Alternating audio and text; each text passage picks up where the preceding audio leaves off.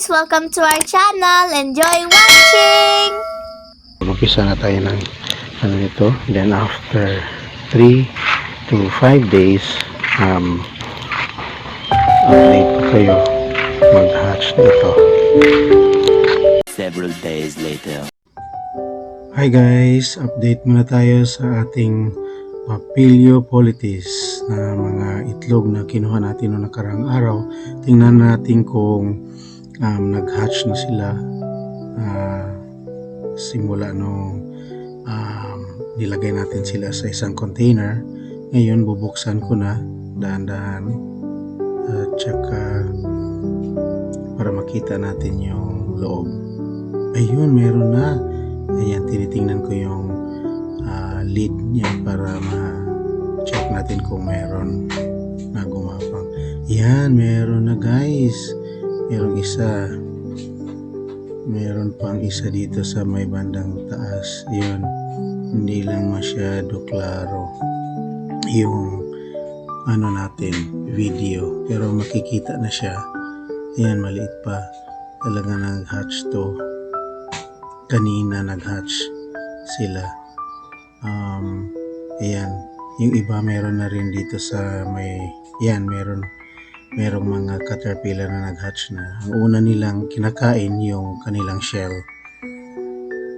Tapos maghanap sila agapang sila para maghanap ng bagong mga dahon na kaya nilang kainin.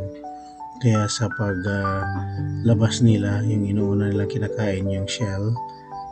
Tapos yung mga bagong mga dahon na ilalagay natin para mabusog sila at saka lumaki. So ngayon meron nang ring mas nauna sa kanila na nag-hatch, medyo malaki na. At saka yung iba bago pa, kaya medyo maliit pa sila. Iyan ang mga caterpillar ng Papilio politis or the common Mormon. Ito naman sila ay makikita natin kung saan ka man dito sa Pilipinas. Common siya, kaya common Mormon. Ayan, bibigyan na natin sila ng dahon, yung bagong dahon talaga, yung pinaka dulo. Kasi bagong ano siya na pisa, bagong na hatch. So bago yung ipibigay natin na dahon. A few moments later. Hi guys, ngayon it's feeding time. Pagkain tayo, lalagyan natin ng mga bagong mga dahon, yung mga alaga nating mga caterpillar ng Papilio politis or the common Mormon.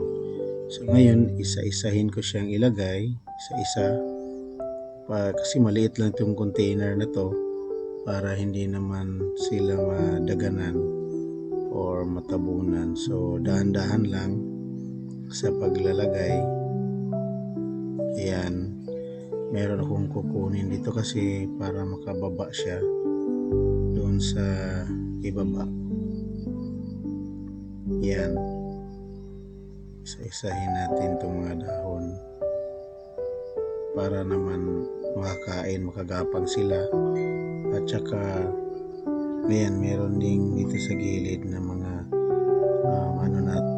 caterpillar. So yung bago talaga, yung pinakadulo yung ibibigay natin kasi malambot pa siya at saka bago siyang tubo na dahon.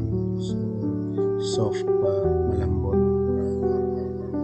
Ayan, kayang-kaya nilang kainin kasi kung bibigyan natin sila ng medyo matanda na tapos kapipisa lang nila, hindi nila kaya mamamatay yung mga alaga nating caterpillar.